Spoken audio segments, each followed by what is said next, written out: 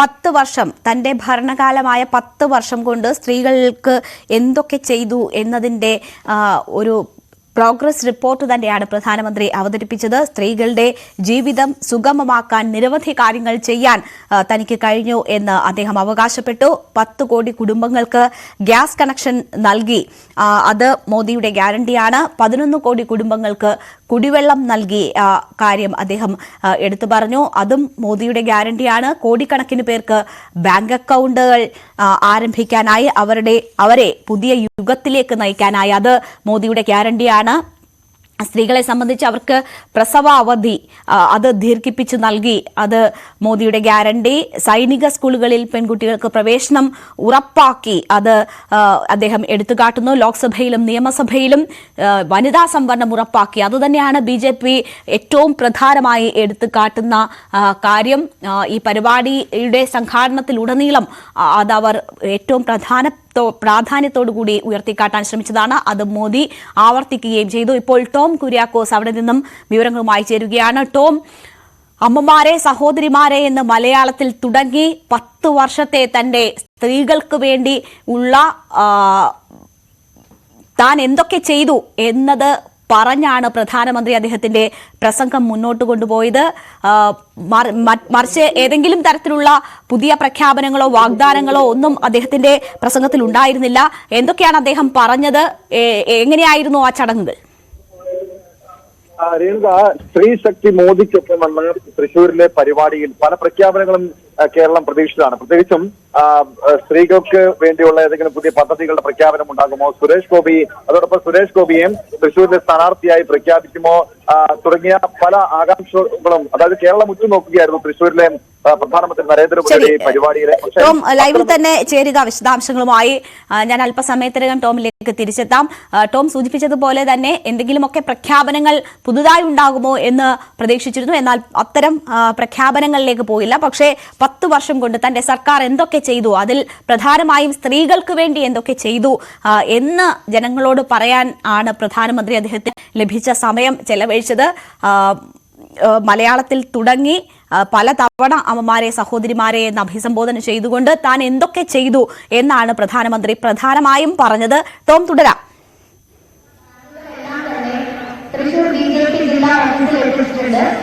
രേണുക, ഇന്ന് ഉച്ചയ്ക്ക് ശേഷം 3 മണിക്ക് ശേഷമാണ് പ്രധാനമന്ത്രി നരേന്ദ്രമോദി, ഞാനിപ്പോൾ നിൽക്കുന്ന തൃശ്ശൂരിലെ ജനറൽ ആശുപത്രിയിലേക്ക് അദ്ദേഹം തുറന്ന വാഹനത്തിലെത്തിയത്. ഇപ്പോഴും നമുക്ക് കാണാൻ കഴിയും പ്രധാനമന്ത്രി നരേന്ദ്രമോദിയും അദ്ദേഹത്തിന്റെ തൃശ്ശൂരിലെ പൊതുപരിപാടിക്ക് ശേഷം മടങ്ങുകയാണ്. അദ്ദേഹത്തിന് യാത്ര അയക്കാൻ വേണ്ടി ആയിരക്കണക്കിന് BJP പ്രവർത്തകർ ഇപ്പോഴും ഇവിടെ തിങ്ങിക്കൂടിയിട്ടുണ്ട്. നമുക്ക് അദ്ദേഹത്തെ വരവേൽക്കാൻ വേണ്ടി, സ്വീകരിക്കാൻ വേണ്ടി സമാനമായ കാഴ്ചയായിരുന്നു തൃശ്ശൂരിലെ സ്വരാജ് റൗണ്ടിന്റെ ഇരുവശങ്ങളിലും ആയിരക്കണക്കിന് ആളുകളാണ്, BJP പ്രവർത്തകരാണ് അദ്ദേഹത്തെ അഭിവാദ്യം അർപ്പിച്ചുകൊണ്ട് ഇവിടെ എത്തിക്കൂടിയത്. പുഷ്പവൃഷ്ടിയോടുകൂടിയായിരുന്നു പ്രധാനമന്ത്രി നരേന്ദ്രമോദിയെ BJP പ്രവർത്തകർ വരവേറ്റത്. അതിനുശേഷം ഏകദേശം 1 കിലോമീറ്ററോളം നീളുന്ന റോഡ് ഷോ, സ്വരാജ് റൗണ്ട് മുതൽ നായ്ക്കനാൽ വരെ, അതായത് ഈ വേദി വരെ 1.5 കിലോമീറ്ററോളം നീണ്ടുനിന്ന റോഡ് ഷോയിലേക്ക് അദ്ദേഹം പ്രവേശിച്ചതോടുകൂടി വലിയ ആവേശം, പ്രവർത്തകരിലാണ് ആവേശം അണപൊട്ടി മലയാളത്തിലും ഹിന്ദിയിലും പ്രധാനമന്ത്രി നരേന്ദ്രമോദിയെ അഭിവാദ്യം അർപ്പിച്ചുകൊണ്ട് അദ്ദേഹത്തിന് വേണ്ടി മുദ്രാവാക്യം വിളിച്ചുകൊണ്ടാണ്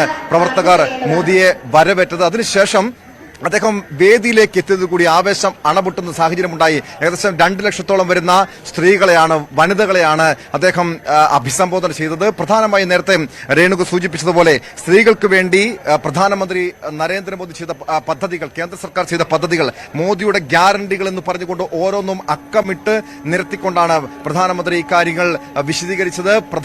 അതായത് മോദിയുടെ ഗ്യാരണ്ടികൾ എന്ന് മലയാളത്തിൽ ഓരോന്നും പറയുമ്പോഴും പ്രവർത്തകരിലും, അതായത് അവിടെ കൂടുന്ന സ്ത്രീകളിലും അവരും അത് ആവേശത്തോടെ ഏറ്റുപറഞ്ഞു. മോദിയുടെ ഗ്യാരണ്ടികളെന്ന് അവർ ആവേശത്തോടെ ഏറ്റുപറഞ്ഞു. പക്ഷേ നേരത്തെ നമ്മൾ സൂചിപ്പിച്ചതുപോലെ പ്രത്യേകിച്ച് പദ്ധതികളുടെ ഒരു പ്രഖ്യാപനവും ഉണ്ടായില്ല. പല രീതിയിലുള്ള ഒരു കേരളം അദ്ദേഹത്തിന്റെ പ്രസംഗം ഉറ്റുനോക്കിയത് ഏതെങ്കിലും രീതിയിലുള്ള പ്രഖ്യാപനങ്ങൾ ഉണ്ടാകുമോ, സുരേഷ് ഗോപിയുടെ സ്ഥാനാർത്ഥി പ്രഖ്യാപനം ഉണ്ടാകുമോ തുടങ്ങിയ കാര്യങ്ങളൊക്കെ നമ്മൾ പ്രതീക്ഷിച്ചതാണ്. പക്ഷെ അത്തരമൊരു പ്രഖ്യാപനം ഉണ്ടായില്ലെങ്കിൽ പോലും സുരേഷ് ഗോപിയുടെ സാന്നിധ്യം, നമ്മൾ ഒരുപക്ഷെ തൃശ്ശൂരിൽ സുരേഷ് ഗോപി തന്നെയായിരിക്കും സ്ഥാനാർത്ഥി എന്ന്, BJPയുടെ സ്ഥാനാർത്ഥി എന്ന് പറയുന്ന അതിന്റെ സൂചനകൾ തന്നെയാണ് നമുക്ക് മനസ്സിലാക്കാൻ കഴിയുന്നത്. കാരണം തുറന്ന വാഹനത്തിൽ BJPയുടെ പ്രധാനമന്ത്രി നരേന്ദ്രമോദിക്കൊപ്പം BJP സംസ്ഥാന അധ്യക്ഷൻ K. സുരേന്ദ്രനും മഹിളാ മോർച്ച സംസ്ഥാന അധ്യക്ഷ അഡ്വക്കേറ്റ് നിവേദിത സുബ്രഹ്മണ്യം സുബ്രഹ്മണ്യനും അവർക്ക് തൊട്ട് പിന്നിലായിട്ട് സുരേഷ് ഗോപിയും ചലച്ചിത്രതാരവും BJP നേതാവുമായ സുരേഷ് ഗോപിയും ആ തുറന്ന വാഹനത്തിലുണ്ടായിരുന്നു.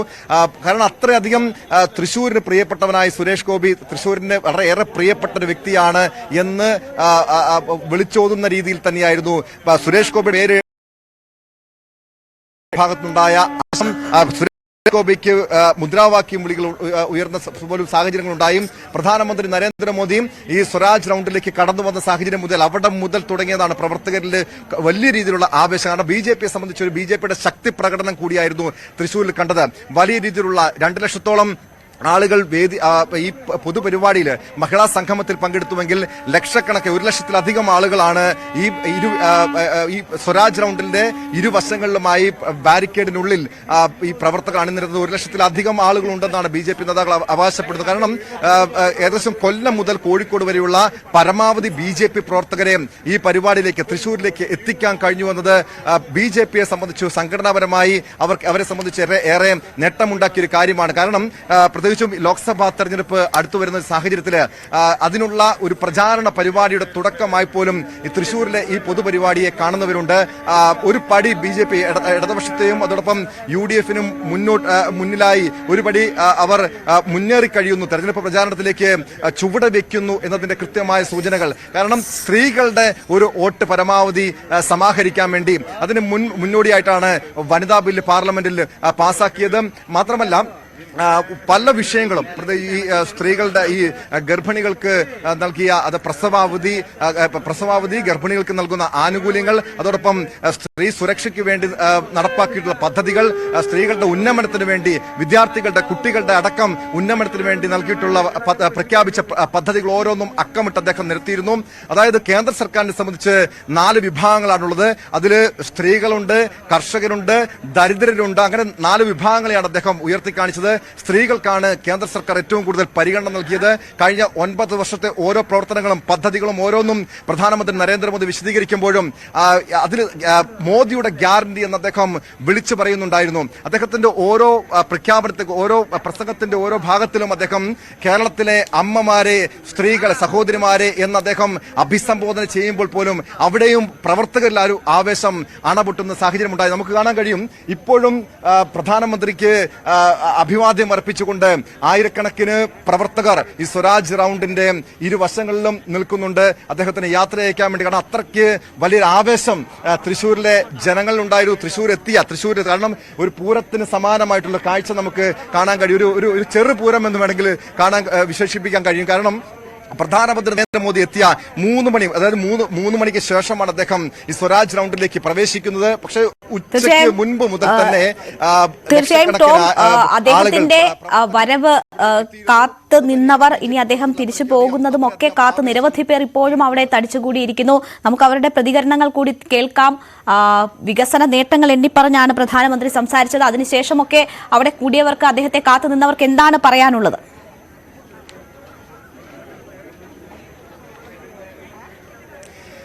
തീർച്ചയായും. കാരണം പ്രവർത്തകരുടെ ഒരു പ്രതികരണം കൂടി നമുക്ക് ഒന്ന് തേടാം. ഒരുപക്ഷെ പ്രധാനമന്ത്രിയെ സംബന്ധിച്ചത് 2024 BJP പ്രധാനമന്ത്രി ആദ്യമായി കേരളത്തിലേക്ക് എത്തുന്നു. പല രീതിയിലുള്ള പ്രഖ്യാപനങ്ങൾ നമ്മൾ പ്രതീക്ഷിച്ചതാണ്. സുരേഷ് ഗോപിയുടെ സ്ഥാനാർത്ഥി പ്രഖ്യാപനം ഉണ്ടാകുമെന്നൊക്കെ. പക്ഷെ അങ്ങനെ ഒരു പ്രഖ്യാപനം ഉണ്ടായില്ല. പക്ഷെ ഇത് BJP പ്രവർത്തകരെ സംബന്ധിച്ചും അണികളെ സംബന്ധിച്ച് എത്രത്തോളം ആവേശം നൽകുന്നതാണ് ഇന്നത്തെ പ്രധാനമന്ത്രിയുടെ ഈ ഒരു കേരള സന്ദർശനം. നല്ല അഭിപ്രായത്തിലേക്ക് നല്ല അഭിപ്രായം. പക്ഷേ സുരേഷ് ഗോപിയെ സ്ഥാനാർത്ഥിയാക്കുമെന്ന് ഒരു പ്രഖ്യാപനം ഉണ്ടാകുമെന്ന് പ്രതീക്ഷിച്ചിരുന്നു നിങ്ങൾ? ജയിക്കൂടെ?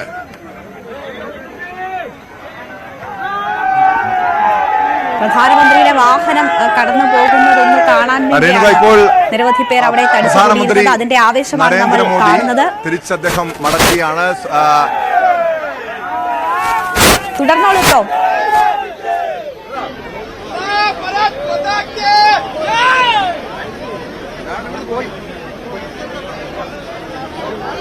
പ്രധാനമന്ത്രി നരേന്ദ്രമോദി എത്രത്തോളം ഒരു ആവേശമുണ്ട് നിങ്ങൾക്ക് അദ്ദേഹത്തെ?